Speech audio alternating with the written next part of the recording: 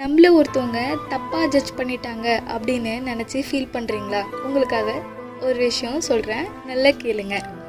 நம்மளுக்கு ஒரு விஷயம் ரைட்டுன்னு பட்டதுன்னா கண்டிப்பாக ஒருத்தவங்களுக்கு அது தப்பாக தான் இருக்கும்.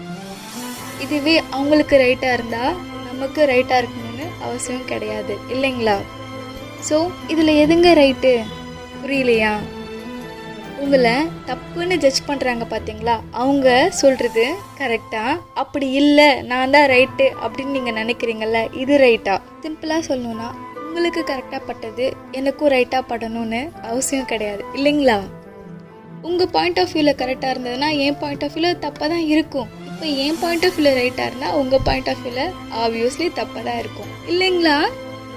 ஒருத்தருக்கும் ஒரு மாதிரி. ஆமாம் தானேங்க? நம்ம லைஃப்பில் நடக்கிற ப்ராப்ளம்ஸ் டிஃப்ரெண்ட்டு, நம்மளோட சிச்சுவேஷன் டிஃப்ரெண்ட்டு, எல்லாமே ஒரு சின்ன சின்ன விஷயம் எல்லாமே டிஃப்ரெண்ட்டாக தாங்க இருக்கும். அதை வச்சு ஒருத்தவங்க ஜட்ஜ் பண்ணுறாங்களா, அது அவங்களோட மென்டாலிட்டி, அவ்வளோதான். ஒருத்தவங்க நம்ம ராங்காக ஜட்ஜ் பண்ணிட்டா நம்ம ராங்காக ஆகணும்னு சொல்லிட்டு எதுவும் கிடையாதுல்ல. அவங்க சைடில் நீங்கள் ராங்காக இருந்தீங்கன்னா இன்னொருத்தவங்க சைடில் நீங்கள் ரைட்டாக இருப்பீங்க. இதை நீங்கள் திங்க் பண்ணுங்கள். மற்றவங்க ஜட்ஜ்மெண்ட் நம்பி வாழ்கிறது ரொம்ப ரொம்ப ரொம்ப தப்பு. அவங்க தான் நம்மளை ஹர்ட் பண்ணுறாங்க, நம்மளே திருப்ப ஹர்ட் பண்ணிக்கலாமா? கொஞ்சம் திங்க் பண்ணுங்கள். இங்கே யூனிவர்சல் ட்ரூத் என்ன தெரியுமாங்க? 99.9% உங்களை யார் ஜட்ஜ் பண்ணுறாங்களோ அவங்க தான் ரொம்ப தப்பாக இருப்பாங்க. ஆமாம் தானேங்க? ஸோ நான் என்ன சொல்ல வரேன்னா, ஜஸ்ட் ஃபர்கெட் அபவுட் அதர்ஸ். அதாவது உங்களை தப்புன்னு சொல்கிறாங்கல்ல, அவங்கள உங்கள் வாழ்க்கையில் மறந்துடுங்க.